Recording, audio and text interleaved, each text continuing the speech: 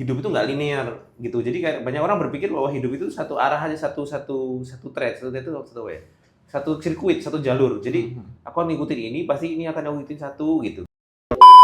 Tapi kalau kita mencatat Kak, apapun yang mau kita omongin sekarang, yang mau kita obrolin nanti, either ke temen, either di konten, either di apa. Masa terburuk itu sebenarnya ada siklusnya. Ada siklusnya itu adalah siklus ketika pertama itu mungkin masa anak-anak ya. Masa anak-anak itu masa di mana nggak ada tanggung jawab.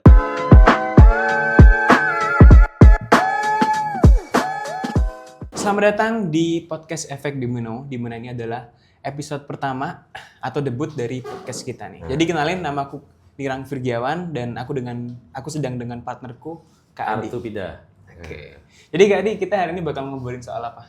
Hari ini episode pertama sih. Ini episode pertama dari Efek Domino. Ini sebenarnya acara ngobrol-ngobrol nongkrong yang sebenarnya udah lama pengen diadakan gitu. Cuma ya karena banyak kendala, banyak hal harus terhambat. Nah, ini kesempatan untuk ngobrol-ngobrol. Semoga obrolan ini nih bisa jadi apa ya, semacam Manfaat mungkin. Iyalah, ya pasti pengennya jadi manfaat karena seru banget kalau ada orang yang bisa kebantu dengan podcast ini sih kalau menurutku ya. Betul. Kalau kamu sendiri gimana? Yep. Kayaknya kamu perlu, ini nggak apa ya, ini karena ini episode pertama jadi kita agak sedikit setting-setting. Betul. Mungkin agak sedikit deh.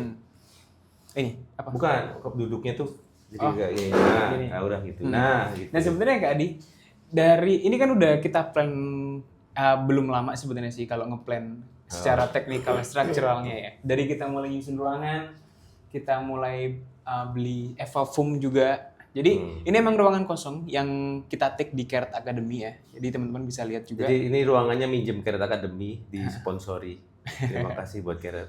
Dan ini pun masih tahap renovasi, jadi mungkin teman-teman bisa lihat dari background pun belum begitu kontras sama kitanya. But anyway, kita bakal, ini karena ini episode pertama, kita bakal coba semaksimal mungkin berat di obrolannya mungkin ya, daripada ke teknikalnya. Tapi semakin berjalannya episode by episode, kita bakal improve, kita bakal iteration, kira-kira masukan dari teman-teman apa aja yang bisa kita tingkatkan di podcast ini. Gitu. Oke, tapi kalau dari kamu sendiri targetnya apa nih, Nang? Target dari Efek Domino. Karena Efek Domino ini kan termasuk, ini ruangannya juga harapannya jadi Efek Domino juga. Dari ruangan seukuran berapa ya, 3x5 kali ya, itu bisa jadi 30x50 misalnya. Itu Efek Dominonya kayak gitu kalau dari aku sendiri sih. Dari konsep ruangan, atau dari kamu sendiri gimana? Jadi kalau kita ngomongin soal Efek Domino Kak Adi ya, ini nih menarik banget karena kalau sebagai masyarakat awam kita kenalnya tuh sebagai permainan gaplek. Yang mana dari satu kartu itu bisa digilir, bisa tembus, bisa ditimpa kartu lain yang cocok sama itu. Nah, ini menarik kenapa kita ngambil kesan domino di situ. Karena selain dari yang kita tahu istilah siapa ya itu ya? Yang satu perubahan kecil bisa membuat satu kebiasaan kecil bisa merubah hidup. Tiba-tiba lupa. Nah, itu yang sebenarnya jadi pemicu dasar atau pemicu awal kita untuk nge-build Efek Domino ini, dimana seenggaknya di awal itu nggak perlu perfect ya Kak Adi ya, dimana kita harus bikin sesuatu Sesuai konsep Efek Domino itu. Karena kita nggak tahu hal yang kita kerjain hari ini itu bisa membawa kita kemana. Nah, setuju, memang konsepnya kan gitu ya. Dan Kalau target kamu sendiri apa nih? Sampai apa? Nggak akan berhenti sampai apa paling nggak gitu? targetku Kan domino tuh, efek domino nggak akan terjadi kalau tiba-tiba di tengah jalan itu tuh, istilahnya kalau yang itu loh, efek itu tek lah. Kalau ini kosong, nggak ada tindakan apapun, kosong ya udah bro, nggak akan berkelanjutan gitu. Segede apa ininya gitu, arahnya? Arah dari Efek Domino, podcast Efek Domino sendiri. Yeah. Sebenarnya kalau dari aku Kak ya, selain ini kita bakal menggali sisi manusia dari kreator-kreator atau artis atau seniman yang kita undang nanti. Ini bisa kasih tunjuk sebenarnya apa sih yang bikin mereka di titik itu, di titik mereka sekarang, apa sih yang membentuk mereka gitu. Sehingga bisa banyak banget selain pelajaran atau hal yang bisa kita ambil dari situ, kita bisa tahu sisi manusianya juga, apa yang bikin dia vulnerable gimana sih? Vulnerable. Apa sisi yang paling bisa dibilang apa ya, sisi paling Sisi nol. rentannya dia Sisi gitu. nolnya. Apa yang menjadi kekuatannya dia. Yang mana bisa jadi ini menginspirasi teman-teman juga sih Kak. Gitu. Setuju. Pasti yang aku harapnya sih impact-nya bisa, kita seenggaknya dari podcast ini kita bisa sharing yang bisa ngerubah atau memicu efek domino untuk teman-teman juga gitu. Kalau dari aku. Sebenarnya kalau aku sendiri sih dari awal sempat ragu sebenarnya mau bikin kayak gini semacam ini. Ragunya tuh kayaknya podcast tuh udah terlalu banyak rasanya. Kayak apa ya? Red Ocean ya? Iya, rasanya tuh semua orang dikit-dikit bikin konten, mentok dikit langsung ngobrol. Dikit-dikit langsung ngobrol. Cuma yang selalu jadi tantangannya itu adalah bukan cuma bikin channel, ngobrol, direkam sebenarnya. Tapi bagaimana obrolan itu tuh bisa berkelanjutan dan sampai ribuan episode gitu dan terus berkembang, diperbaiki terus-menerus gitu. Jadi kalau buat aku sendiri sih kalau bisa ya targetnya suatu saat nanti harus ada Om Deddy Corbuzier di sini gitu. Jadi itu impian kita. Jadi buat teman-teman yang para kaum efek domino ini bisa bantu bantu kita biar kita bisa jadi sebesar itu gitu. Karena kalau udah sebesar itu impact-nya juga efeknya juga pasti akan kita bisa bantu lebih banyak orang lagi gitu sih. Menurutku ya. Atau siapalah Ferry Irwandi gitu atau siapa mungkin ya. Sebenarnya sosok-sosok inspiratif yang bisa inspire teman-teman juga sih. Jadi nggak cuman kita berdua aja yang akan sharing di sini, karena harapannya kita masih kecil jadi kalau siapapun jadi dipanggil juga pasti nggak akan mau karena sekecil ini apa. Tapi harapannya kita dari situ kita pengen buktiin ke teman-teman dari kecil itu bisa. Betul. Bisa loh nanti suatu saat nanti dan ini jadi episode 0 yang bisa jadi tonggak. Betul. Untuk membuktikan kalau kita nggak akan asal ngomong, tapi ini akan benar-benar kita usahakan jadi sesuatu. Betul. Gitu. Karena dari raw aja, seenggaknya kita udah mengkonsepkan kira-kira apa sih purpose kita dalam bikin podcast ini, terus apa sih konsep dari domino itu sendiri yang berkelanjutan, mulai dari hal kecil terus keberlanjutan, dan we never know podcast ini bakal jadi mungkin podcast entertain nanti atau bakal jadi podcast edukasi, we never know. But hopefully konsep kita sekarang adalah kita mulai dulu dan kita tunjukin bagaimana kebiasaan kecil yang biasa kita lakukan, either ngobrol sama teman, either kita saling menggali sisi manusia dari kreator tersebut, kita seenggaknya bisa dapat sesuatu yang bisa kita bawa pulang nanti sih Kak, gitu. Tapi salah satu yang membuat aku jadi istilahnya tuh tertarik untuk ketika bikin podcast ngobrol-ngobrol gitu di Keret, itu salah satunya adalah jujur aja kalau aku sendiri itu udah lama banget tuh sejak mulai bantuin di Keret dan lain sebagainya itu tuh bahasa manusianya tuh kesepian gitu. Jadi kadang-kadang tuh ya itu berat sih. Ngobrol sama siapa ya ngobrol yang sealiran ya. Kadang-kadang ya bisa aja sih ngobrol sama semua orang, bebas aja ngobrol bisa. Cuma ngobrol yang bisa terkoneksi itu sangat sulit sekali gitu. Betul. Jadi kalau harapanku untuk podcast ini adalah bisa ngobrol sama orang yang paling enggak punya semangat yang mimpinya, semangatnya, growth mindsetnya dan lain sebagainya itu terkoneksi gitu. Jadi kita bisa belajar banyak lagi dari sini. Iya betul. Kalau dari aku sih salah satu dorongan untuk ini harus jadi sesuatu itu karena buat aku sih pengobat kesepian gitu ya. Memang itu faktanya kan, jadi nggak bisa bohong juga kalau emang. Setuju. Karena emang kita semakin dewasa, semakin mungkin kita bertambah bijak ya. Jadi kita selalu menyeleksi orang-orang yang datang di hidup kita gitu. Nah, ngomong-ngomongin soal ini Kak ya, pasti kita harus kenalan dulu ya mengenai kita lebih dalam dulu gitu. Oke. Kira-kira aku sama Kak Adi itu hal-hal apa aja sih yang ngebentuk diri kita sekarang? Mungkin aku bakal mulai dari satu pertanyaan. Entar dulu, kita bahas dulu ini nanti itu di podcast ini akan ada bahas apa aja gitu. Jadi lebih ini coba dari kamu gimana? Nanti di-cut ya nih berarti. Gak apa-apa, gak usah cut aja. Nah, ini emang itu.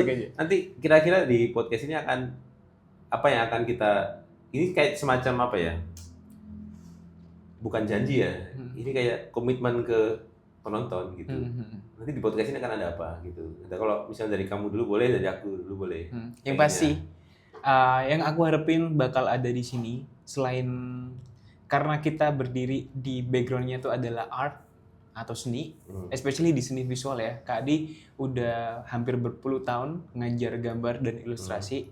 Terus aku juga ngajar di Keret dan aku juga sering pameran-pameran di galeri. Pasti di situ hopefully ilmu-ilmuku dari Kak Adi itu bisa di-sharing. Yang pasti topik-topiknya akan seputar dunia kreatif Kak Adi ya.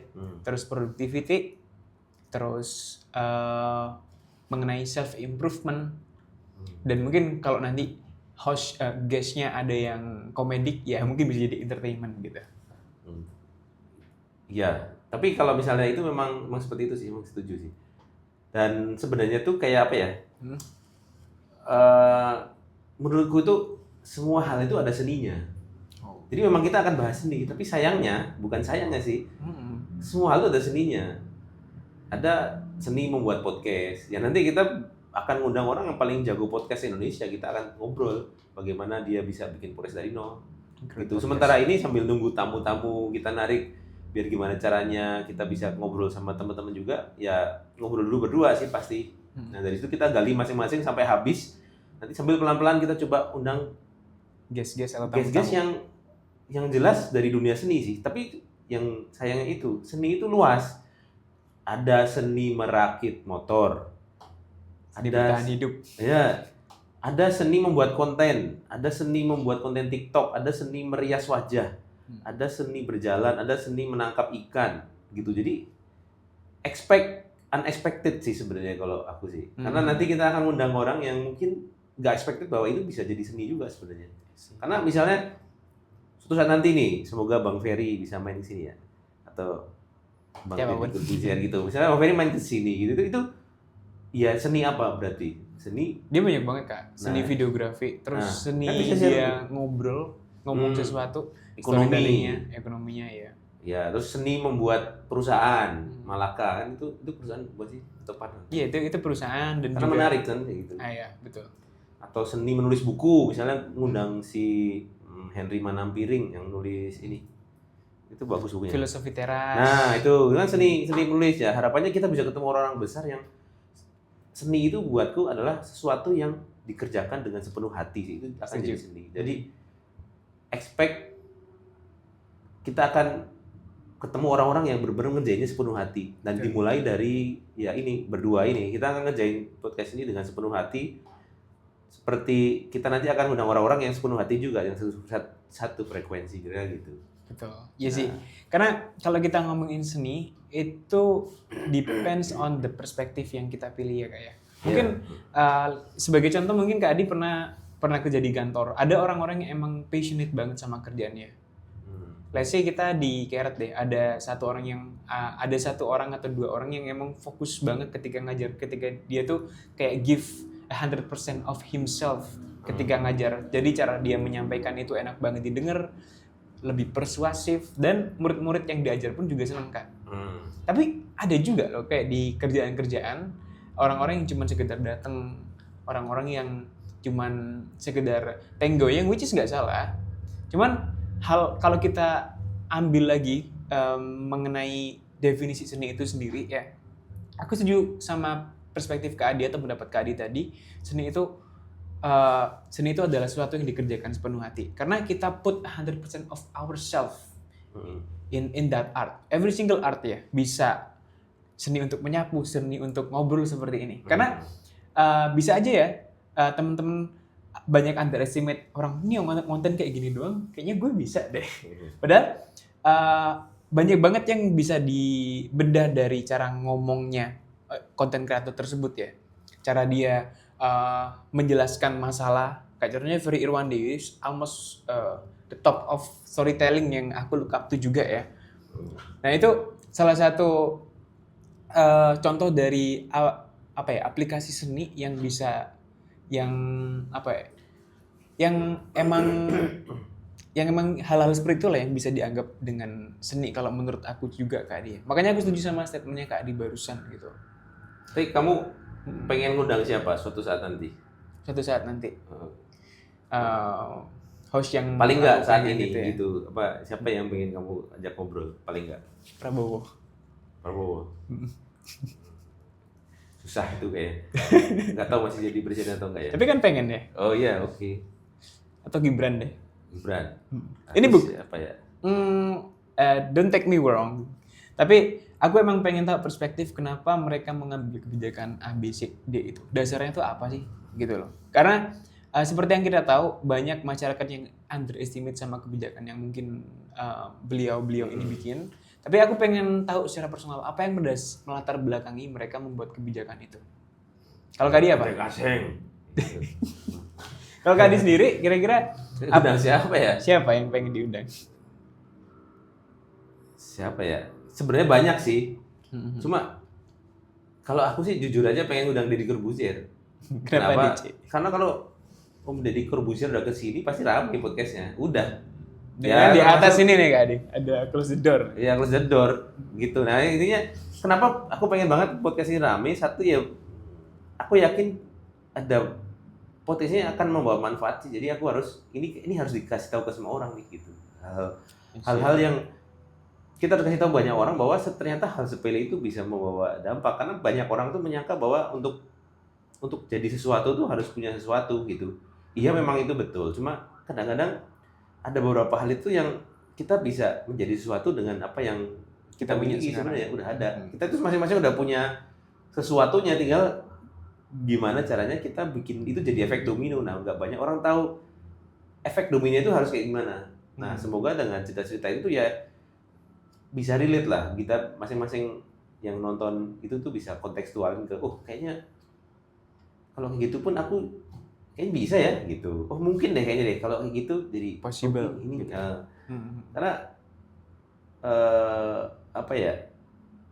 Salah satu hal yang membuat aku dulu jadi sering mentok, sering nggak bisa apa ya, nggak bisa mikir terus jadi negatif ke banyak orang itu karena aku berpikir bahwa dia bisa kan karena ini, dia bisa kan karena itu gitu. Jadi judgmental gitu. I see. Jadi ini kayak aku lagi bikin sesuatu ngobrol untuk aku sendiri sebenarnya.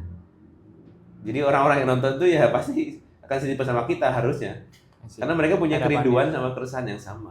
Harapannya emang attract orang-orang yang mungkin bisa dibilang sefrekuensi atau punya bukan masalah ya, keresahan yang sama gitu dengan kita.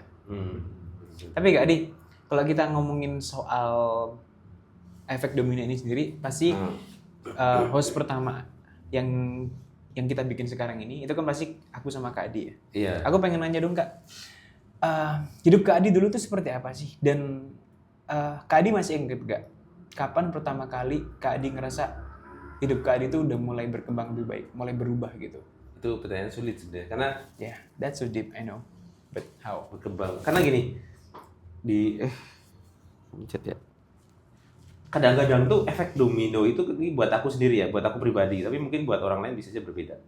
Buat aku efek domino itu tuh di hidup seseorang itu tuh multi thread buat aku sebut. Multi thread itu jadi maksudnya gini. Hidup itu nggak linear gitu. Jadi kayak banyak orang berpikir bahwa hidup itu satu arah aja, satu thread itu satu sirkuit, satu jalur. Jadi aku akan ngikutin ini, pasti ini akan aku ngikutin satu gitu. Yang jadi masalah adalah yang aku alamin paling nggak ya. Aku ngalamin itu tuh ada bukan gini tapi gini, ada banyak gitu threadnya. Dan masing-masing itu punya satu hal yang jadi efek domino ternyata gitu. Dan seperti kata Steve Jobs sebenarnya ini sebenarnya mirip Steve Jobs yang bilang. Jadi kita nggak bisa connect the dots di awal gitu. Kita cuma bisa connect the dots ketika kita udah sampai tujuan gitu. Oh ternyata sampai ini gara-gara itu gitu. Melihat ke belakang ya. Jadi kadang-kadang ketika kita ketemu satu domino awal itu kadang-kadang kita nggak tahu itu akan jadi domino awal. Dan aku yakin semua orang juga nggak akan tahu sampai kita akhirnya kita udah yakin aja, jalanin aja sampai akhirnya kita nyampe. Nah, oh ternyata gara-gara aku gagal waktu itu aku jadi gini gitu. Jadi multi thread itu tuh maksudku adalah kayak ada soal bagaimana efek domino aku misalnya di apa ya, dunia menggambar mungkin. Iya, dunia menggambar gitu. Gimana aku tuh dulu nggak bisa gambar sama sekali dan aku bisa nemuin sesuatu buat gambar. Terus di dunia relationship gitu, bagaimana aku tuh sering struggle. Iya, struggle gitu karena aku tuh termasuk kaum boleh dibilang tuh masa mudaku tuh kaum tidak laku gitu. Jadi tidak cukup disukai cewek-cewek karena memang bukan tipe yang disukai banyak cewek. Jadinya cukup sulit gitu. Jadi buat aku tuh itu apa sih yang aku gak gerak-gerak ya gitu. Jadi ternyata ada juga gitu ini efek dominonya. Jadi nanti mungkin tuh bisa aku ceritain karena banyak kan, jadinya aku gak bisa cerita satu, tapi nanti aku akan ceritain dari satu hal yang bisa aku membuat aku apa ya, bisa kayaknya ini deh gitu. Jadi hidup Kak Adi dimulai dari desire untuk berkembang lebih baik. Ya. Di konteks relationship mungkin dulu bukan tipe orang yang disukai banyak wanita gitu ya. Terus di karir yang sekarang lagi Kak Adi geluti, atau yang lagi Kak Adi udah dalam di situ, udah ahli di situ, digambar jadi mulai banget nih dari nol banget. Aku tuh cuma kan aku tuh sering cerita ya, aku tuh mulainya tuh dari musik sebenarnya. Aku paling senang musik. Musik. Iya, karena ya senang musik, pengen jadi the next Ariel Peter Pan. Oke. Ya gitulah keadaan. That was too far. Nah, selain itu juga aku tuh punya kondisi keuangan yang sangat rumit pas masa kecil itu, sulit banget. Jadi multi trade lah. Nah, masing-masing itu punya cetek, terus dia rubuh semua thread. Akhirnya semuanya tuh serba mudah, kayak flow aja. Walaupun mungkin mulainya tuh gak bareng. Kadang-kadang ini dulu gitu. Nah, contoh ya, aku contoh satu hal yang membuat aku itu di relationship misalnya, yang membuat aku tuh ternyata aku tuh ini efek domino tuh dari situ gitu, adalah ketika aku dulu keluar kerja. Iya, resign. Rasanya bukan resign, itu apa ya, itu resign atau dipecat ya gitu, aku lupa deh. Dipecat. Oh wow. Kontrak habis sih kalau nggak salah ya, tapi kontrak habis. Oke. Soalnya di situ tuh aku merasa ternyata tempat kerja yang apa ya itu sebutannya, kayaknya nyaman sih, enak sih karena aku bertahun-tahun ya. Tapi ternyata aku di situ tuh terlalu nyaman hingga aku tuh jadi apa ya, memelihara minderku gitu. Jadi aku kemana-mana tuh kayak nggak enak gitu. Nah ketika aku ini jadi muncul keberanian gitu. Jadi itu kayak begitu aku. Nah sebenarnya keluarnya itu juga bukan karena pengen keluar sebenarnya, itu kayak kepleset sebenarnya. Jadi nggak mau harus loncat. Nanti kapan-kapan aku ceritain deh. Aku harus hati-hati di sini karena melibatkan banyak. Aku takut ini ya. Iya nggak apa-apa. Nanti itu. Nah, terus kalau soal finansial tuh ada satu hal yang efek domino yang apa tuh? Itu kayak seret gitu tuh. Itu gara-gara aku baca buku tuh Rich Dad Poor Dad. Robert Kiyosaki ya. Robert Kiyosaki itu awalnya itu kayak satu langsung aku bayang ini pasti akan ke sana, seret gitu. Walaupun isi bukunya aku nggak ngerti waktu itu aku baca, tapi kayak ternyata bisa ya gini ya, gitu ya, gitu ya. Akhirnya aku banyak baca buku. Jadi buku sebenarnya itu buku 2 sih. Buku pertama yang tapi teman-teman bisa bayangin ya, ini tahun 2000 berapa? 2005, 2006. Ini zaman gak ada internet. Di mana mungkin sekarang cara untuk growth uang, untuk financial tuh biar lebih baik lagi tuh dari konten-konten, banyak konten kreator yang udah ngejelasin ya. Cuman dulu tuh nggak sedesentralized itulah ilmu lah. Jadi bisa bayangin orang-orang dulu untuk bisa berkembang tuh. Aku jadi penjahat di Gramedia. Sobek buku, baca gitu. Oh gitu. Jadi terlarang sih. Jadi begitu bagus aku beli ya, tapi ya. Oke. Di Gramedia aku baca buku tuh di Gramedia Bogor, karena dulu aku tinggal di Bogor, itu di Gramedia Bogor, di dekat Baranak Siang. 3 buku yang aku baca pertama kali sampai habis ya. Sebelumnya aku gak pernah suka baca buku. Itu pertama adalah How to Win Friends, Influence People. Siapa namanya itu? Dale Carnegie. Terus kedua adalah Who Moved My Cheese. Terus ini tuh awal mulanya deng gitu tuh. Habis itu aku suka baca buku. Dan aku pikir baca buku itu sangat membosankan dan buku itu cuma novel dan sebagainya. Dan ada buku seperti itu. Itu kira-kira. Nah, kalau kamu sendiri gimana Nira? Kalau aku, kapan hidupku mulai berubah? Banyak banget yang bisa dibahas, cuman aku bikin satu-satu. Karena ini banyak episode nih, mungkin nanti akan membahas kisah cinta gitu sebagainya. Atau membahas soal finansial, soal art, soal pensi. Jadi Kak Adi, sebenarnya aku pernah cerita ini ke Kak Adi dulu ya. Cuman aku coba retell aja story-nya. Jadi waktu itu aku secara orangnya tuh buatnya bukan orang yang ambisius sebenarnya sih. Aku hidup di kampung di mana seluruh kehidupan tuh slow down banget. Di mana nggak ada tuh yang namanya hustle culture untuk cari duit ini. Nggak, kita lebih enak udah YOLO, you only live once gitu. Jadi santai banget. pagi ngopi, terus nggak ada kerja udah paling ke hutan buat nyari rumput gitu buat sapi kan. Kalau di iya kampung sama tuh juga gitu tuh. Kayak mirip deh. Gitu. Hmm. Masa Nah, kecil suram. sampai situ aku dihadapkan ke pilihan itu sih, dituntut dari segi keluarga. Masa depanku ini mau dibawa kemana? Apakah aku mau lanjut di kota ini atau aku pengen achieve something bigger gitu loh. Sementara aku sendiri belum pernah hidup di kota lain ya. Mungkin pernah hidup di SMA waktu itu di Malang. Jadi rumahku kan di Pasuruan ya. Jadi ke Malang itu ya, tapi itu masih bisa pulang kayak Sabtu Minggu gitu kan.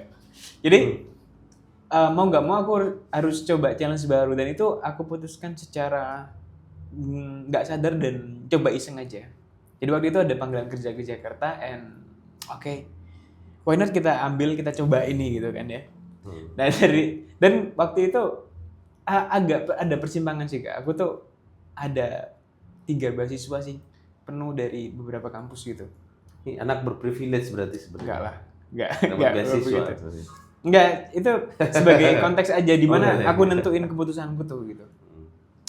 Yang ya at the end of the day aku nggak pilih 3 itu, dan aku pengen coba possible nggak sih untuk seorang Gen Z ini untuk bisa menyusun hidupnya sendiri di kota orang gitu. Dan ya I end up here di Jakarta, di mana aku Kak sebulan 2 bulan pertama itu pengen banget pulang, nggak betah. Satu sisi pacarku di Malang, terus keluarga aku di Malang juga. Santi. Bukan Santi. Susi. Jadi kita jalan LDR selama itu. Dan itu hidup susah banget. Banyak. Dan tahun pertama aku di Jakarta, which is 2021. Mungkin belum begitu lama ya. Masih 5 tahun lalu, lumayan sih. Aku tuh 5 kali pulang pergi Malang Jakarta dalam setahun. Karena emang susah banget untuk ninggalin keluarga sama teman sama pasangan juga waktu itu. Jadi terpaksa 5 kali. Dan aku di-set untuk tahun kedua nih, mau masuk tahun kedua, mau kemana ya? Tetap di sini atau gimana? Dan dari sisi percintaan atau relationship waktu itu aku dibataskan dihadapkan pada satu kondisi di mana berarti kayaknya nggak bisa lanjut deh. Aku bisa cerita ini secara gamblang pastinya, tapi ada satu momen di mana hubunganku sama dia harus berakhir gitu aja gitu. Dan ya pasti ya sangat menyakitkan gitu. Seperti manusia pada umumnya ya, ketika putus dengan pasangan itu seperti apa sih rasanya. Nah, itu yang aku rasain waktu itu. Masih naik gunung.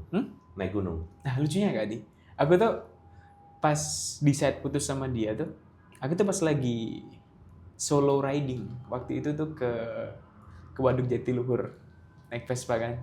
Oke, buat 2022 gitu. Nah, itu belum dikeret ya? Belum.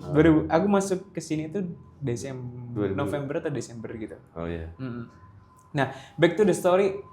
Nah, kita selesai atau kita putus, kita udahan hubungan itu ketika aku lagi riding, which is aku lagi enjoy life gitu. And then bayangin kalian dapet satu kondisi yang seperti itu gitu. Itu kan itu sakit banget lah. Kita niatnya pengen enjoy nih, pengen ya waktu itu lagi liburan juga. Jadi tapi tiba-tiba dapat kondisi dapat hal seperti itu. Mau nggak mau harus udahin gitu. Jadi udah dari situ hubungan selesai, dan I think 2 tahun di Jakarta itu terlalu nanggung untuk aku pulang. Walaupun waktu itu aku nggak seneng banget Jakarta. Aku nggak punya teman, nggak punya keluarga yang deket banget, nggak ada sama sekali. Literally bisa dibilang itu kayak identity crisis lah di sini tuh. Nah, terus end up aku yaudah mau nggak mau aku harus mulai build hidup dari awal lagi. Aku mulai konten Kak tahun itu inget banget, konten pertama waktu itu pernah bikin tutorial gambar juga. Tapi ini jangan salah ya teman-teman ya, kita ini berdua belum sukses yang segitunya ya.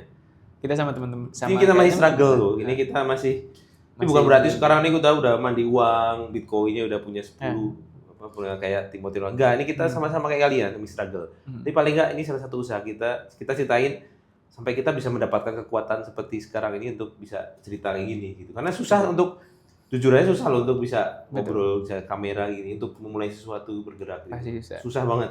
Apalagi untuk open gitu. Hmm. Kayak gini untuk karena pasti ya lukanya udah selesai kan Kak ya. Masalah-masalah kita di dulu. Makanya kita Komedi, berani tragedi gitu. hari ini adalah komedi. Tragedi Mas- apa sih? apa? Komedi hari ini adalah tragedi hari ini adalah komedi di kemudian hari. Betul.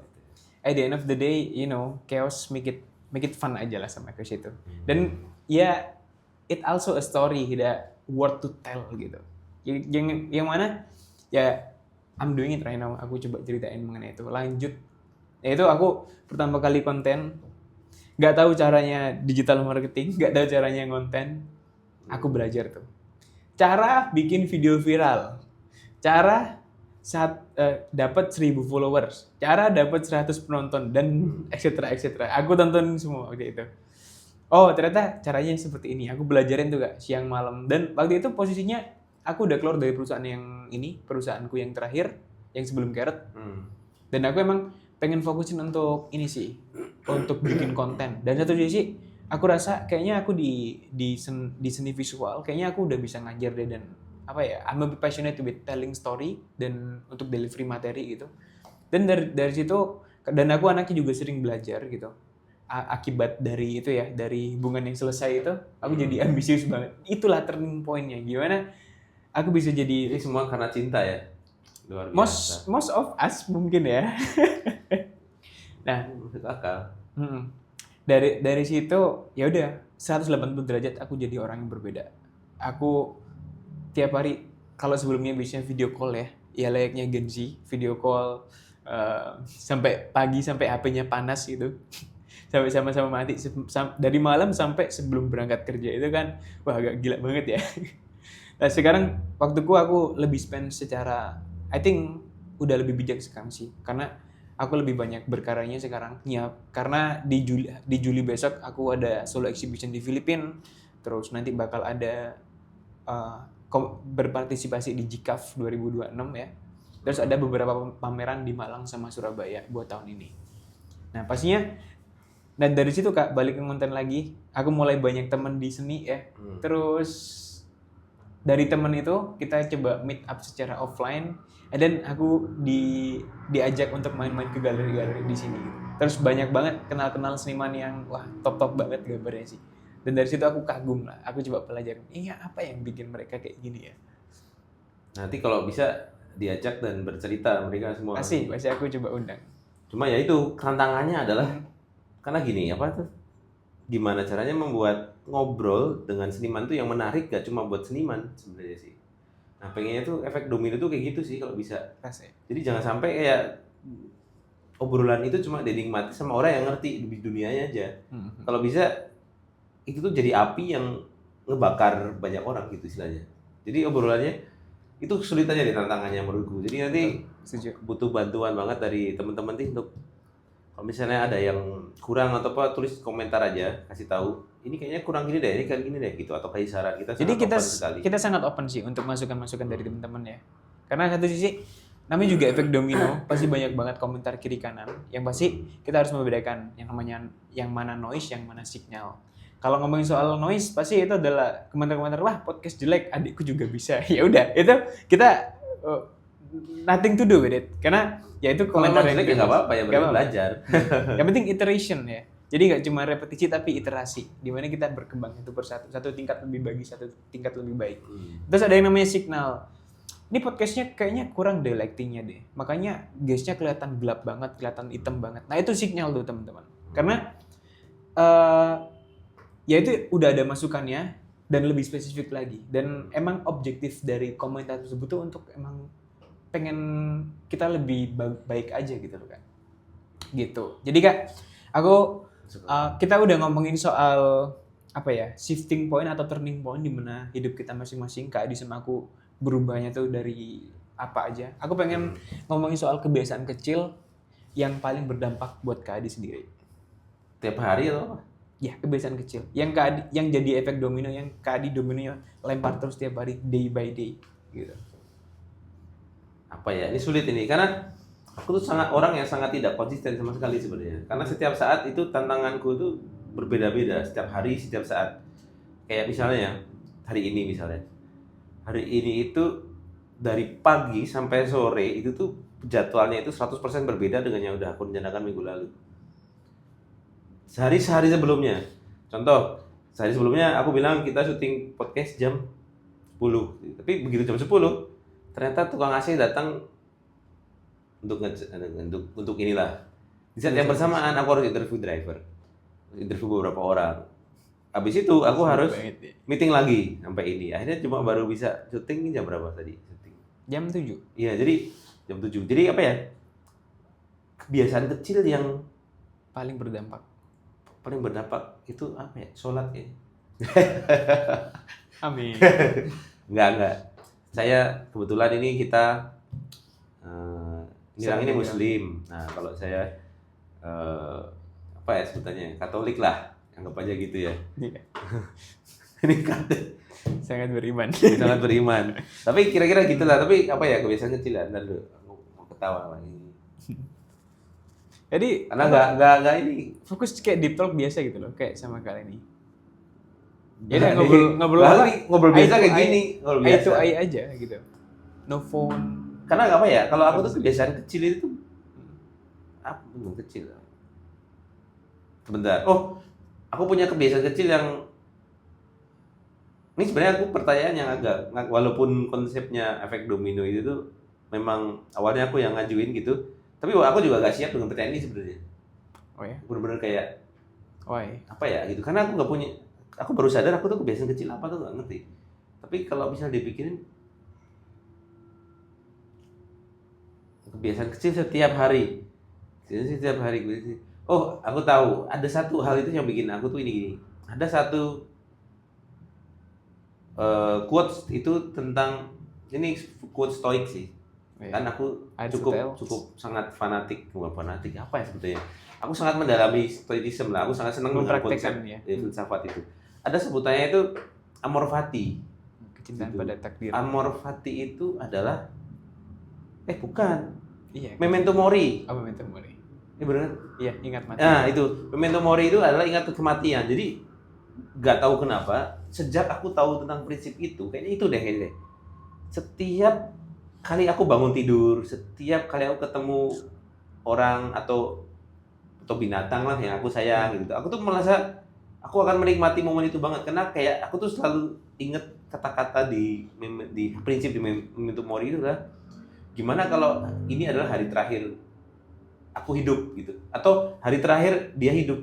Jadi di saat yang Bersamaan. sempit itu misalnya bangun pagi gitu, misalnya aku lihat anak gitu itu kayak ini saat terakhir aku bener-bener kayak menikmati, kayak cherish the moment, apa sebutannya, Be present, be gitu, mindful. ketemu anjingku gitu itu kayak ini aku pengen membagikan ini gitu, kayaknya itu deh kayaknya. Kayak karena itu bener-bener aku lakukan setiap saat, bahkan aku bangun tidur ya. Kenapa aku suka banget bangun pagi itu karena kalau aku mati masa aku bangunnya siang, itu buat aku tuh kayak aneh gitu, kayak ya nggak ngeliat matahari terbit gitu. Nggak tahu, aku sempat banyak diketawain orang sih ketika aku bilang aku tuh sebenarnya morning person gitu. Cuma aku tuh kadang-kadang sering begadang jadinya chaos gitu. Tapi sebenarnya secara natural aku tuh morning person, bangun pagi. Alibi bangun kesiangan gitu. Iya. Nah, kenapa aku kayak gitu? Karena begitu bangun tidur kayak ini ya, begitu aku udah bener jam tidurnya itu ya bangun tidur, duduk, ngopi, terus itu menikmati pagi itu. Terus aku mengingat itu kematian. Aku benar-benar mungkin mirip Thanos ya.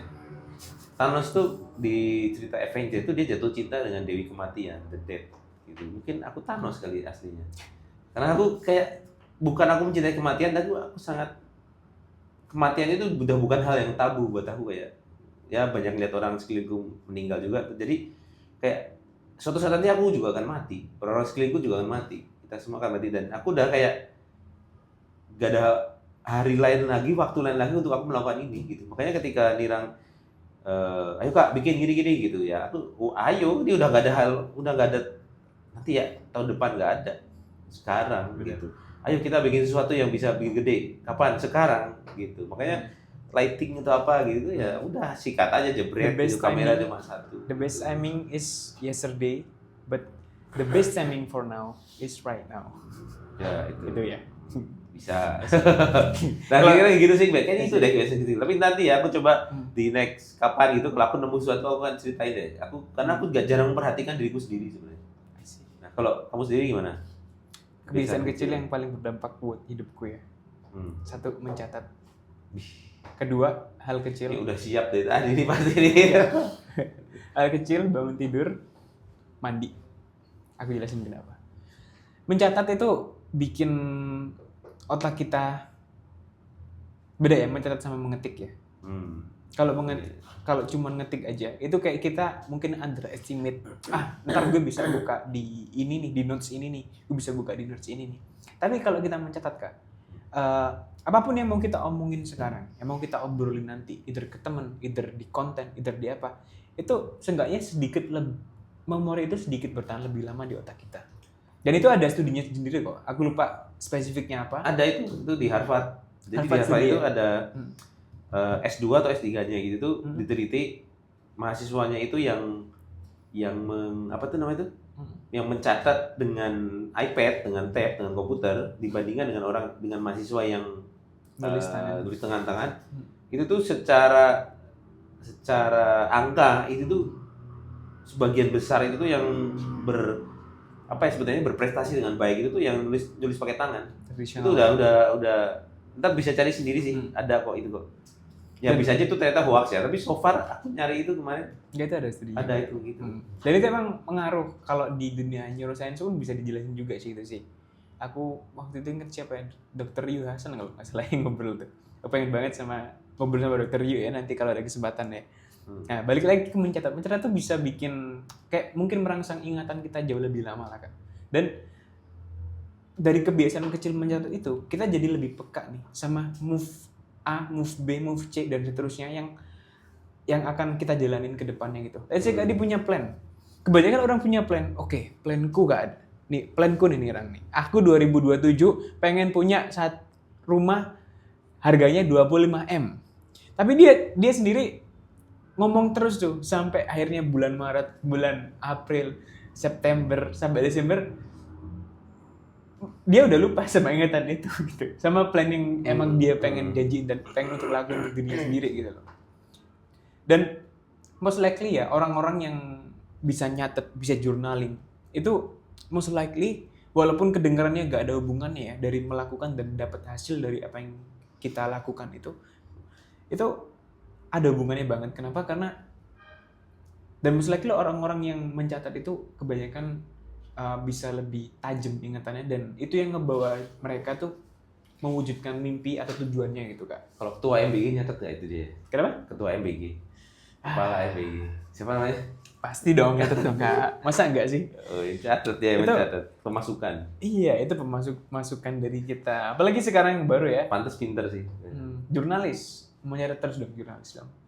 Emang dia jurnalis? Jurnalis yang itu kepala MBG jurnalis? Iya, sekarang. Oh, pantes pinter. Yang terakhir kan serangga. Sat masuk kantong, sat masuk ya bagus. Tapi bagusnya kita masih support ya. Kita harus mencontoh itu. Beberapa ribuan MBG terpaksa ditutup. Ya mungkin zero sum game ya buat yang pengusaha MBG dan investornya pasti bakal sedikit mengalami rugi. Tapi kalau kita lihat hal baiknya sih, kalau masukanku sendiri ya, gimana caranya MBG itu berjalan dengan bagus adalah dengan kantin sih. That's the only way. Karena itu udah works puluhan tahun atau ratusan tahun di sekolah manapun. Ada kantin, ibu kantinnya dikasih duit di situ, terus mungkin BGN bisa pendampingan. Oh, yang cara bikin yang bergizi itu seperti ini, kadar gulanya seperti ini dan segala macam. Itu kan jauh lebih bermanfaat Kak Ade ya. Iya bisa. Balik lagi ke kebiasaanku yang kedua itu adalah bangun langsung mandi, stres langsung mandi, capek langsung mandi. Karena kebanyakan kita tuh adalah ini pencitraan atau bukan nih? Aku stres mandi, aku lagi sedih mandi. Aku lagi males shower. Pakai shower pakai gayung gini. Jadi ini Kak, aku tuh aku bisa pilih ngomong ini ya, karena beberapa kali tuh aku banyak ngubah kebiasaanku yang aku lakukan sehari-hari sih.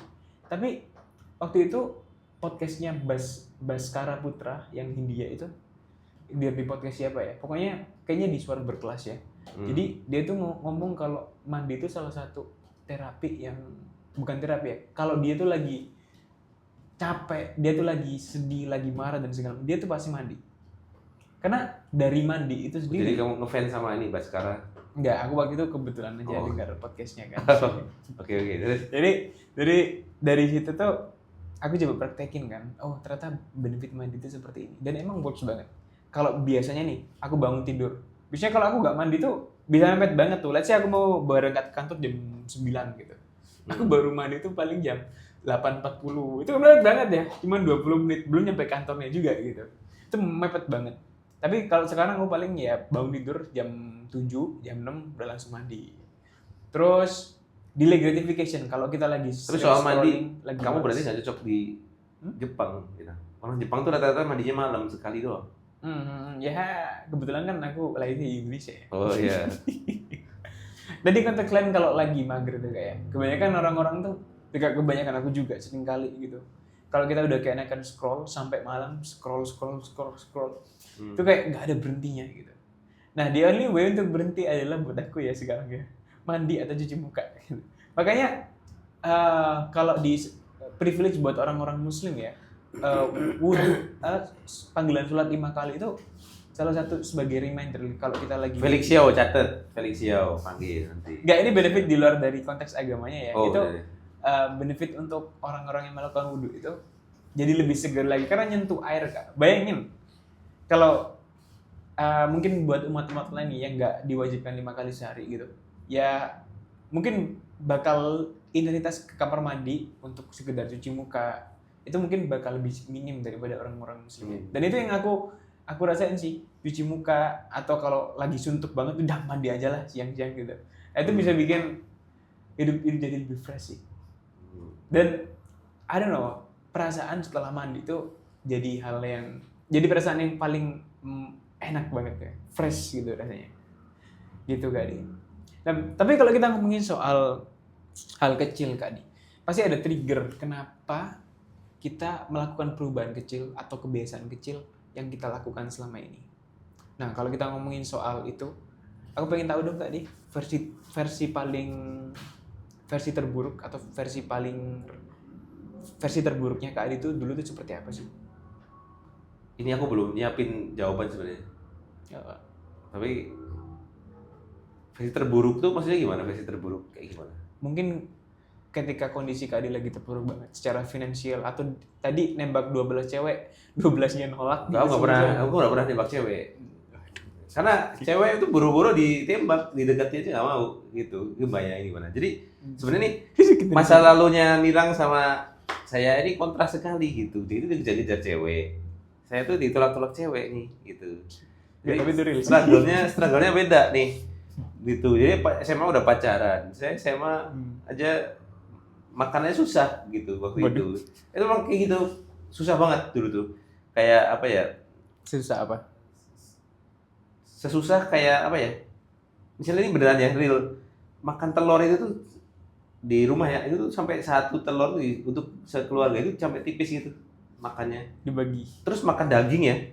Di rumah dulu nih sebelum pas SMA sebelumnya. Makan daging itu kayak seminggu sekali aja belum tentu, sebulan sekali aja belum tentu. Oh ya? Wow. Paling mentok tuh tempe sayur. Itu tuh Lokal. banyak banget temen yang aku cerita itu nggak percaya. Masa sih? Ya elah. Kalau mereka aku ajak ke rumahku yang real yang ini pasti mereka akan ini rumah kayak gini gitu. Jadi kalau terburuknya itu ada. Jadi kalau aku sendiri ini mungkin buat tiap orang juga ya. Masa terburuk itu sebenarnya ada siklusnya. Ada siklusnya itu adalah siklus ketika pertama itu mungkin masa anak-anak ya. Masa anak-anak itu masa dimana gak ada tanggung jawab, gak ada apa. Itu masa terburuknya anak-anak itu tuh mungkin buat orang yang udah mulai ke remaja itu bukan apa-apa gitu. Masa terburuknya mungkin dilarang beli ini, dilarang beli itu terburuk sekali, atau digebukin sama bapaknya, ibunya gitu. Karena aku pernah dulu nakal, aku ini apa tuh masalah duit sih, emakku ngutang itu mungkin cuma dikit ya, cuma 125, tapi aku tagih itu tiap hari gitu, berhari-hari aku tagih terus sampai mungkin berisik kali ya di rumah ya, karena itu kelas 3 SD. Ibuku ngutang, aku minta terus sampai aku akhirnya disabet pakai sapu ini, diseret sabet, ditarik. Sekarang nggak boleh ya? Itu kalau sama sekarang diviralin ramai itu, tapi ya Di situ aku ngerasa sedih, ngerasa apa, aku tahu kalau aku salah gitu. Aku dilempar di depan rumah itu lagi bangun, ada pasir lah, dilempar ke pasir, masih nangis, ditinggal udah. Jadi sedark itu kalau kecil ya. Terus masuk SMP, kalau masuk SMP itu apa tadi, seburuk SMP. apa ya? Iya. Seburuk apa ya ini ya SMP ya? Kondisi paling terpuruk mungkin ya. Yang bikin versi diri Kak Adi itu yang Ini sebenarnya mungkin bukan, paling ini rendah. mungkin salah satu ya. Karena aku punya banyak sisi ini. Aku coba mungkin yang aku ingat dengan cepat aja. Sisi terburuk tuh sampai kayak gimana. Pas SMP, aku tuh saking kesepiannya. Mungkin yang kesepian aku sendiri ya. Mungkin teman-temanku ngerasa mereka aku aneh aja mungkin gitu. Mungkin ngeliatnya aku aneh ya. Tapi aku ngerasa waktu itu aku kayak pengen punya teman tapi sulit gitu. Di situ tuh ya mungkin bisa punya teman, tapi kayak apa ya? Nggak ada koneksi aja. Jadi temanku tuh sangat dikit. Jadi kalau reuni, aku tuh nggak pernah susah gitu. Aku banyak nolak. Kan aku pasti bukan aku sombong atau apa, tapi aku lupa. Jadi percuma. Masih inget aku nggak gitu. Misalnya tuh aku pasti kan siapa ya gitu. Ini nerd gitu. yang paling pojok gitu ya. Sebenarnya nggak gitu juga. Makanya aku tuh dulu pas SMP itu aku belajar gitar. Salah satunya biar cewek banyak yang deketin ya. Satu-satunya cara biar aku, sebenarnya bukan cewek sih, biar aku tuh direspek sedikit lah di apa gitu. Oh, jauh main gitar aku belajar. Tapi aku tuh sekoplak apa SMP gitu sampai saking aku kesepiannya. Aku tuh karena temanku tuh cuma ya nyaris gak ada temen lah. Di rumah itu tuh zaman dulu di Indosiar itu lagi ada film itu tuh anime namanya tuh Sailor Moon. Oh, Sailor Moon tahu. Nih ini mungkin diketawain ya, tapi nggak apa-apa lah, aku share aja karena ini buat aku lucu aja karena sampai sekarang. Aku tuh sampai nganggep Sailor Moon itu Usagi Tsukino itu tuh ada real. Usagi. Sampai aku tuh jatuh cinta sama sosoknya itu. Sampai aku tuh misalnya di sekolahnya lagi apa gitu. Aku ngerasa walaupun aku kesepian, tapi ada Usagi Tsukino yang kayak kamu punya pacar nih, terus kamu merasa tenang tuh, tahu gak rasanya? Kayak kamu di antara semua ini aku masih ada. Tapi Kak Adi sama objek judi ya.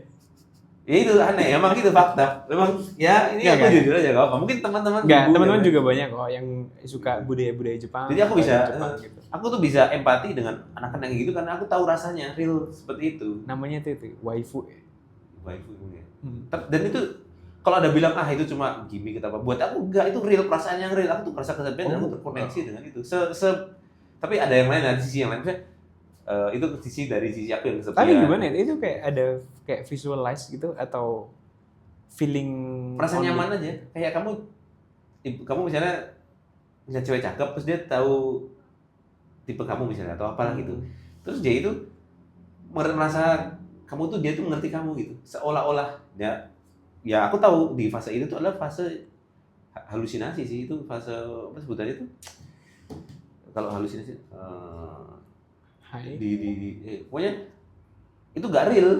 Tapi karena aku mungkin kesepian, itu pelarian aja, itu coping mekanismeku gitu. Dan akhirnya begitu aku masuk SMA aku mulai sadar, ini kok gini ya, ini apa sih ini gitu. Terus aku mulai nyari kesibukan, mulai ngeband itu. Aku mulai ngeband itu ternyata bisa jadi sesuatu ya gitu. Aku bisa ini, aku belajar lepas gitu kesibukan. Akhirnya aku masih sampai sekarang pun aku melihat juga udah nggak ada ini sama sekali soal sosok Sailor Moon, karena itu memang ada fasenya sih menurutku, ada fase kesepian dan gini. Makanya fase SMP itu membuatku cukup butuh seseorang memang. Harapannya mungkin ada penonton yang lagi SMP merasa jatuh cinta dengan karakter atau band yang relate sama Korea atau apa, relate gitu ya. Itu fase, tenang aja. Dan cari kegiatan yang bermutu, cari kegiatan yang bisa membangun diri kita sendiri, itu pasti akan lepas. SMA, tantangannya lagi adalah SMA itu di mana ya SMA aku? SMA aku tuh melayang-layang sebenarnya. Gak ada buruk, gak ada bagus, gak ada apa. Oke. Gitu. Jadi itu tuh floating itu flat aja. Aku bukan pintar enggak, bodoh enggak, rajin enggak, bolos enggak, gitu-gitu, float. Jadi buat aku SMA aku tuh flat. Yang paling berat itu sebenarnya ketika apa ya? Setelah itu kayak apa ya, gara-gara aku floating, gara-gara aku itu apa ya? Kalau berat tuh mungkin nggak tahu ya. Ini aku kayaknya harus menggali lebih dalam lagi sih. Ini pertanyaan sulit nih. Ini pertanyaan sulit sebenarnya aku. Ya. Tapi kalau di antara semuanya sampai hari ini ya, ini ini aku bisa cerita hal yang terburuk secara perasaan, secara emosional, secara keseluruhan itu tuh ketika anjingku mati. Anjing justru ya. Anjing itu nggak tahu kenapa. Itu tuh apa ya? Kayak dunia tuh bener-bener berhenti. Aku tuh berasa kehilangan sesuatu yang Benar, setuju. apa ya? Itu tuh grief yang tidak pernah aku rasakan sebelumnya. Itu tuh aku bener-bener berbulan-bulan itu tuh kayak rasanya tuh ngelayang aja itu. Nanti mungkin di episode lain mungkin setelah ngobrol-ngobrol aku bisa ngegali di masa yang lain ya. Tapi kalau aku pikir secara cepat ya, paling yang beratku tuh SMP. Habis itu aku blur, lupa. Terus aku baru inget tuh pas habis kamu nanya aku jadi inget Koko. itu anjingku itu Si tuh Koko. iya si Coco. Ntar kalau misalnya sering lihat sosmedku pasti pernah itu.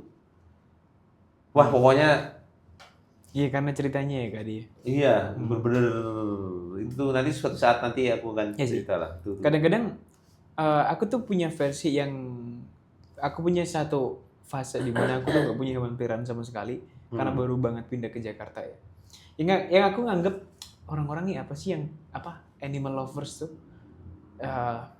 kok sampai segitunya banget ngebenci manusia gara-gara hewan gitu.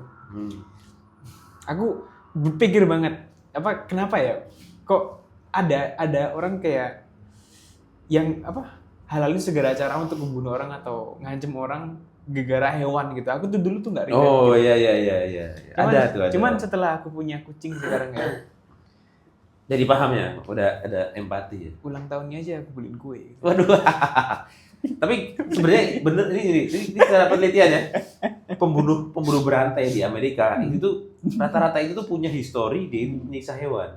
Gitu. Menyiksa hewan tuh dalam artinya dari kecil tuh dia dibiarkan sama orang tuanya untuk abuse hewan. Jadi kalau misalnya kalian punya kecenderungan buat jahat sama hewan, hati-hati ya, mendingan stop atau coba ngobrol ke orang yang Berarti ini yang udah bisa ada mengerti. risetnya kayak berarti. Ada.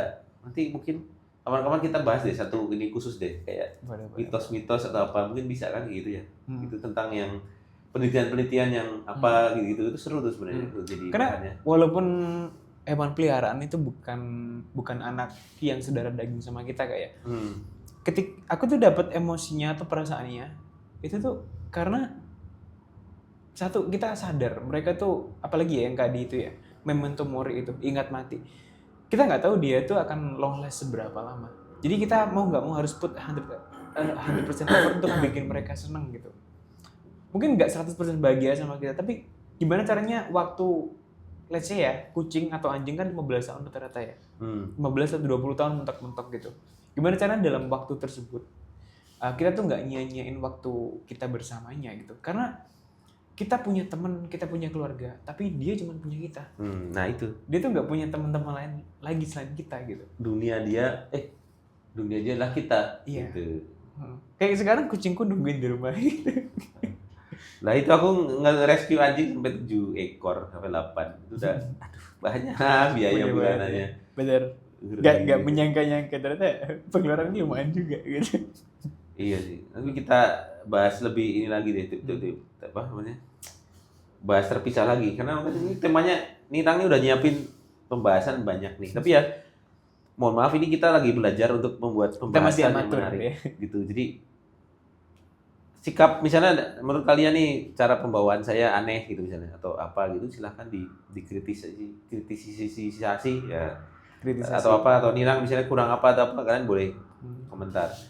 Tapi di luar itu ya kita mau berkembang jadi lebih baik lagi gitu.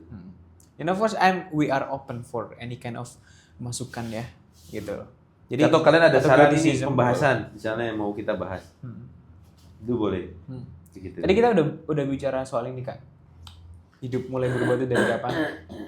Pemicu pertama yang bikin Kak Di atau kita nih udah mulai berkembang. Kebiasaan kecil apa yang paling berdampak di hidup kita? Terus versi terburuk kita itu seperti apa? Aku pengen nanya sekarang. Kebiasaan apa yang sekarang udah jadi bagian dari hidup Kak Di? Yang orang-orang tahu kebiasaan ini itu Tokopedia. Shopee. Jadi bisa chip in ya. Shopee. Siapa aja? Ngelihat sepatu. Ini bener apa gimana? Itu kebiasaanku terakhir ini gara-gara ini. Ya itu sepatu. benar sih itu sih. Apa kebiasaan apa? Kebiasaan apa yang sekarang udah jadi bagian dari hidup Kak Adi? Itu aku nggak nyangka aku tuh akan se-freak ini sama sepatu. Ini salah satu yang penularnya gara-gara Nirang juga nih. Aku tuh sebelumnya, tapi ini sebenarnya sepatu itu juga nolong banget. Ini aku ceritain deh. Ini karena nolong tuh kenapa? Karena ada mungkin kapan-kapan aku ceritain sisi yang lainnya yang sebenarnya mencoba aku sembunyikan karena itu bikin aku gak nyaman. Aku cerita itu gak nyaman tuh karena ya mungkin masih part belum sembuh lah atau apa. Tapi ntar aku sedikit kasih tahu lah. Sepatu itu tuh aku gak nyangka tuh aku kan bisa mencintai dunia sepatu. Aku tuh sangat benci sama orang-orang yang kayak gitu aja ini sih kan dipakai. Kan tuh sepatu kan iya ada yang dulu kan gitu. Apa sih foto gitu. sama dikalungin gini kan. Iya itu kayak apa sih gitu. Terus itu kan cuma sepatu sama dipajang-pajang itu kayak emang nggak ada hal kadang-kadang kita emang perlu nyemplung ke dunianya dulu untuk ngejudge itu ya kebiasaan orangnya. Sampai akhirnya aku mengalami masalah kesehatan. Kapan-kapan nanti aku ceritain lebih detail lagi. Dan aku mulai sering lihat konten-konten yang ada hubungan sama kesehatan. Nah, salah satunya adalah Dokter Tirta. Itu tuh salah satu panutan banget. Dan aku pengen suatu saat nanti dia harus datang di sini. Dia harusnya karena kalau dia datang mau adu push up lah gitu. Yang pasti kalah. Mau konsul juga ya Kak? Iya, mau konsul gitu. Maksudnya pasti mau kita gambarin karena nanti konsepnya adalah kita akan podcast sambil gambar nextnya. Jadi gara-gara itu tuh gara-gara ngeliat Dokter Tirta, aku jadi ngeliat video itu yang soal sepatu gara-gara obrolan sama Nirang. Kalau pasti deh gara-garanya. Ngobrol Nirang itu, Kak, ada sepatu begini lalalala gitu, aku komentarin sepatu. Masuk ke algoritma YouTube, jebret gitu. Udah tuh 10 sepatu terbaik untuk jalan kaki itu lari. Ngapain sih lari, orang pada lari. Nah, aku mulai tertarik sama lari itu. Di saat yang bersamaan ternyata ponakanku tuh juga lagi seneng lari. Keracunan lah, aku makin keracunan lagi tuh sama lari ternyata sepatunya kok bisa kayak gitu. Aku selidiki teknologinya di baliknya, betul-betulnya kok bisa keren, fashionnya, culture-nya gitu. Menarik nih, tapi sayangnya aku nggak suka lari, jadi aku seneng aja nge-explore. Seneng koleksi berarti ya semoga suatu saat nanti. Tapi sekarang ya masih sepatu yang second berat. Sampai pada suatu hari diajak Nirang untuk cari sepatu second gitu ya, ada sepatu yang lain juga. Nah itulah ke unlock. Dan itu ekspor sepatu banyak banget ya. Iya. Tiap hari ketika makan siang ngobrolin sepatu terus Adidas, Zero, segala macam. Jadi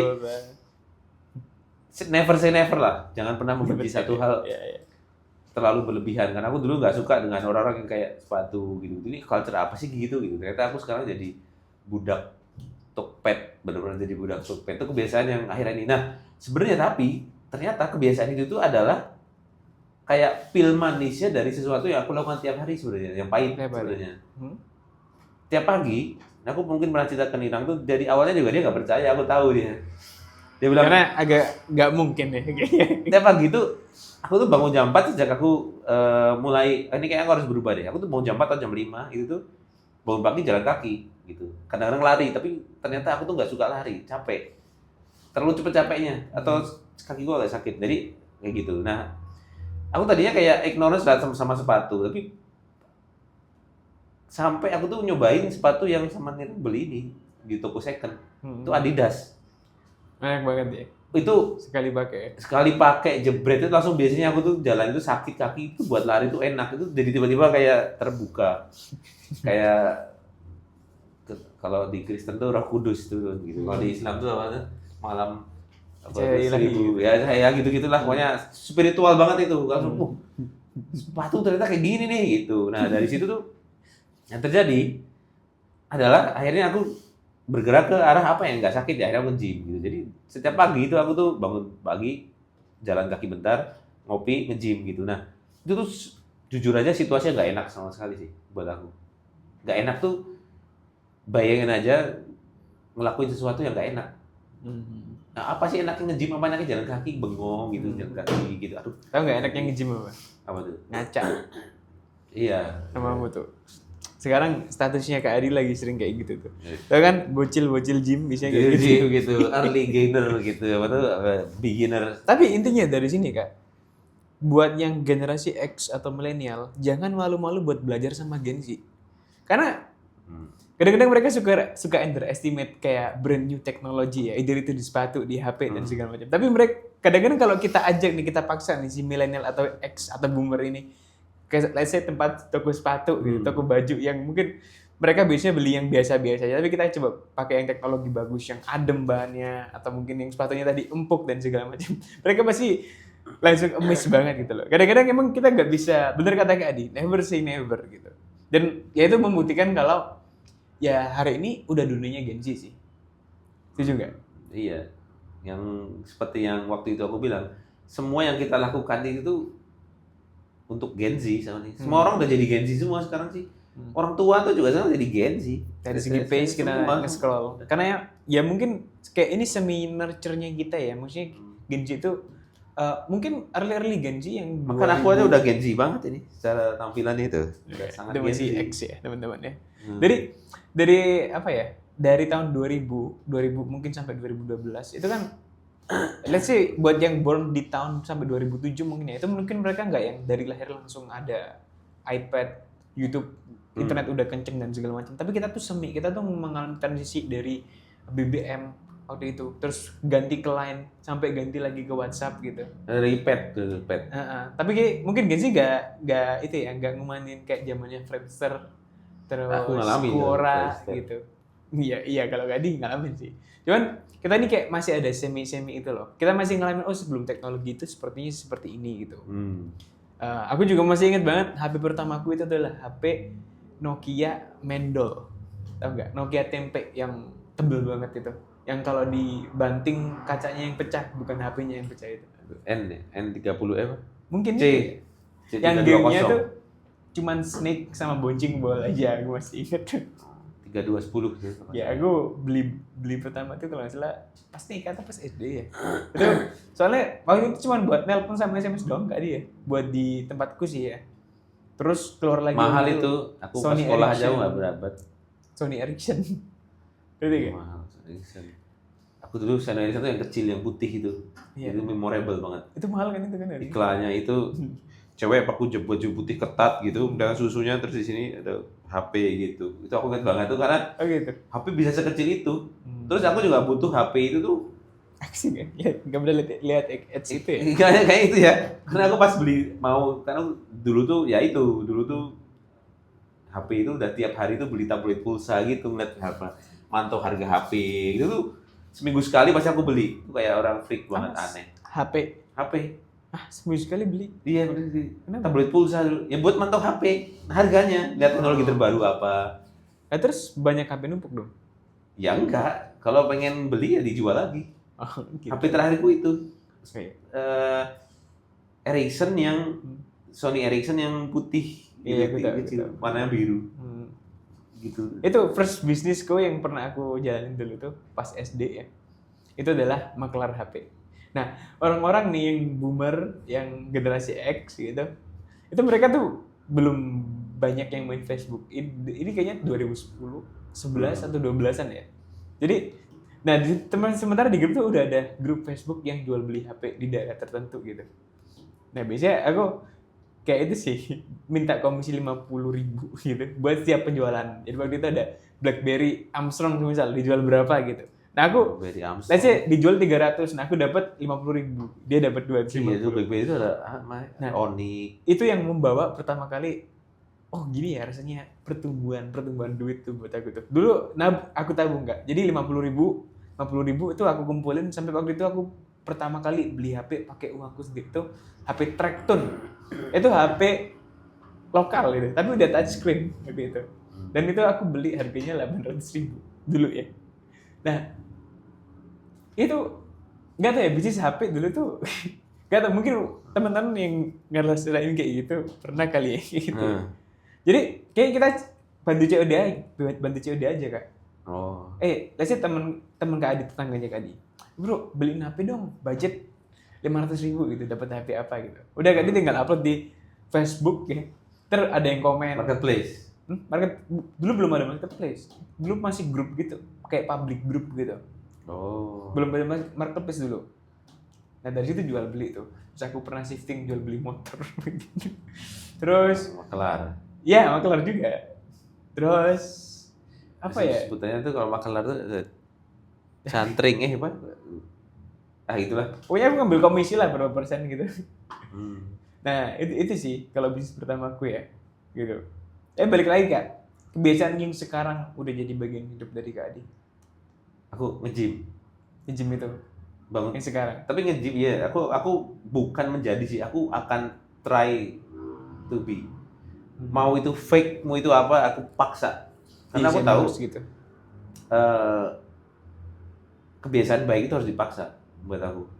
Termasuk bangun pagi itu, kalau bangun pagi sih aku udah cukup natural ya sebenarnya. Tapi kayak untuk bangun dan melek dan berdiri itu nggak gampang. Melek doang. Aku biasanya melek doang, tapi habis itu neng gitu. Tapi untuk bangun, saya pakai sepatu gitu tuh, akhirnya aku menerapkan apa yang sering aku ajarkan di siswa Keret gitu. Jadi selama ini aku ngajarin apa ya, oke, aku saatnya praktekkan beneran di hidupku gitu. Jadi disiplin itu bukan soal konsisten atau apa, tapi soal sistem. Sistem tuh, aku bangun tidur, aku tuh udah di sebelah kananku tuh udah sarung tangan. Jadi bangun tidur, set, aku langsung sarung tangan gym gitu, set, udah. Aku langsung berdiri, duduk depan pintu tuh udah sepatu udah aku siapin, seret gitu, aku langsung pakai sepatu. Jadi tubuhku tuh udah kayak gak ada pilihan lain buat maju, buat keluar. Ada life hack sih memang sih. Karena aku percaya ini dan disebut juga sama James Clear di Atomic Habit ya. Jadi itu ada tuh sistem. Dia tuh ngomong apa namanya? Konsisten. Cara untuk melakukan perubahan yang konsisten dilakukan itu adalah dengan tidak melakukan perubahan yang ekstrim. What I mean tidak ekstrim sih. Let's say Kak Adi dulunya perokok gitu, mau berhenti ngerokok gitu. Udah langsung stop 3 hari, 4 hari full nggak ngerokok gitu. Nah biasanya orang-orang tuh bakal pecah telur. Maksudnya pecah telur tuh ya intinya gagal ya. Maksudnya dia bakal balik ngerokok lagi di hari ke-7 keberapa. Karena sampai kapan itu mau ditahan-tahan gitu loh. Cuma kalau disiasati, let's say oke, kalau biasanya aku sehari dapat sebungkus atau 2 bungkus, dikurangin jadi setengah bungkus mungkin. Terus itu dicoba 3 hari berturut-turut. Terus lanjut lagi di hari ke-6-nya diturunin jadi mungkin besok selang-seling deh. Hari ini aku ngerokok, besoknya enggak. Gitu terus sampai ngerokoknya tuh di mulut tuh jadi kayak berasa lebih berasa udah nggak enak aja gitu. Nah, kadang-kadang ada hal yang bisa kita lakukan dengan life hack sih. Kayak contohnya Kak Adi, bangun tidur pasti malamnya tuh udah disiapin di samping sepatunya. Semua udah disiapin. Terus sistem.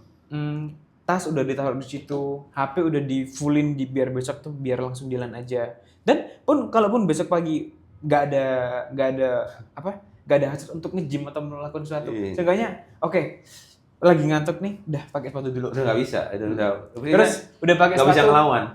Udah pakai sepatu, mau ke gym atau enggak? Lakukan aja enggak. Udah jalan dulu aja. Nah itu biasanya yang sering aku lakukan juga, apalagi kalau pagi. Makanya aku sekarang nge-gym sore. Nah kalau pagi aku dulu kayak gitu. Jadi tiap kali ada rasa malas, udah kita lakuin dulu. Aduh, gerakan satu nggak dapet. Udah kita lakuin dulu. Kalau udah sampai mentok tuh, dilakuin terus nggak dapet. Aku paling nge-gym cuma setengah jam.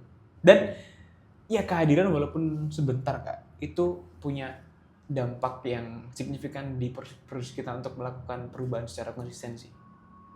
Kalau aku sih ngerasa, aku tuh pernah, jadi aku kan belajar Montessori juga ke anak ya. Anakku kan, aku juga ada si Kana. Itu tuh sempat belajar ke kepala sekolahnya kan di sekolah gitu.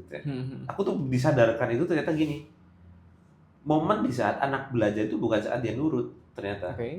Anak itu dia itu belajar sesuatu bukan saat dia nurut, tapi ketika dia nggak mau melakukan sesuatu tapi dia harus melakukan. Emosional, ternyata anak kecil itu bukan soal nurut. Anak kecil itu memang takdirnya emang ini nggak nurut, tapi gimana caranya dia tetap melakukan walaupun itu berat. Jadi dimulai dari kecil. Jadi tuntutan kita sebagai orang tua ya untuk ngarahin mereka. Dan aku ngerasa kayak aku jadi belajar juga sama kepala sekolah. Jadi di saat aku diajarin buat ngajarin, karena aku diajarin juga bahwa kita itu belajar itu pada saat kita menghadapi sesuatu yang berat justru. Dan aku juga baru sadar, karena nggak mau makan tuh berarti ini dia lagi harus belajar tentang gimana caranya makan. Dia nggak mau itu, ini lagi belajar nih. Jadi kalau dia nurut itu nggak ada belajar apa-apa. Itu aku diajarin soal ada bedanya antara asik dan fokus. Kalau anak asik itu ya main aja, seolah-olah dia itu lagi belajar sesuatu. Enggak, itu enggak belajar apa-apa. Kita bisa belajar sesuatu ketika melibatkan fokus. Asik dan tanpa fokus percuma. Asik itu ya akhirnya kita dengan dalih kita lagi scroll dari referensi, akhirnya kita loncat lagi ke apa? Oh lagi Iya, loncat. kalau di gambar itu sering terjadi ya. Itu berarti asik gambar, tapi nggak fokus. Nah harusnya apa? Bisa memulai membedakan antara ini yang aku pelajari ya, karena aku diajarin sama kepala sekolahnya ini. Jadi aku bukan teori aku bikin sendiri, tapi aku diajarin sama, nggak tahu dia baca apa ya. Tapi aku dapat sesuatu dari kepala sekolah. Kepala sekolah. Itu ada bedanya antara asik dan fokus ternyata. Tuh, jadi ya ketika Beda aku banget kerja, sih, kayak asik sama fokus gak sih? Hah? Asik sama fokus beda banget gak sih? tapi aku bisa ngerasain maksudnya dia karena aku bisa ngeliat, oh ini asik nih, oh ini lagi fokus. Oh. Ciri-cirinya itu kalau fokus itu tuh dia akan tetap ngerjain itu sebagai bentuk tanggung jawab. Nah itu nanti Jadi kapan punya komitmen ya di situ. itu tuh ya kalau jadi gini, kalau kita bahas soal orang yang kerja ya, orang kerja tuh ada 3, tapi ini mungkin bahas lain kali ya. Boleh, biar nggak terlalu panjang juga. Oh iya, karena nggak tahu udah sejam orang lebih. iya itu sebenarnya ya udahlah. Udah lebih. Ada orang yang dia itu menganggap tanggung jawab itu adalah beban. Ada orang yang menganggap tanggung jawab itu adalah tanggung jawab. Ada orang yang level berikutnya, ada orang yang menganggap tanggung jawab itu adalah kesempatan belajar. Jadi ada 3 level. Nah kebanyakan orang itu yang gagal adalah orang yang menganggap tanggung jawab itu beban. Ya kerjaan lagi, ya kerjaan ini gitu. Tapi orang yang tanggung jawab menganggap itu sebagai tanggung jawab, itu baru kerja normal. Oke ini tanggung jawab, kerjain. Oke kerjain, siap kerjain. Nah level sama berikutnya ada ketiga ya. Ini orang ini masih bisa naik tuh ke orang yang anggap tanggung jawab itu belajar. Bahkan levelnya tanggung jawab belajar itu akan jadi naik lagi, levelnya satu lagi di atasnya. Dia anggap tanggung jawab itu necessary. Jadi dia bisa nambah tanggung jawabnya sendiri. Inisiatif masuk. Nah itu udah mulai tuh, dia mulai otaknya mulai berkembang tuh. Ntar ada lagi yang dia bisa mendistribusikan tanggung jawab, responsibility. Kalau aku yang mana berarti? Apa ya? Aku belum nggak ada gambar sih. Nanti kalau gambar aku bisa ini. Tapi ya oke lah, cukup bagus karena cukup lancar lah, aman lah. Oke teman-teman, jadi buat hari ini Kadi, buat episode 0 dari Efek Domino Podcast, kita mungkin udahin dulu ya. Ngobrol-ngobrol kesana kemari, tapi semoga ini seru sih. Dan di next episode kita bakal ngebahas soal sesuatu yang dulu dianggap sepele, tapi punya dampak yang signifikan buat kita gitu. Jadi kita lanjut di hari kedua.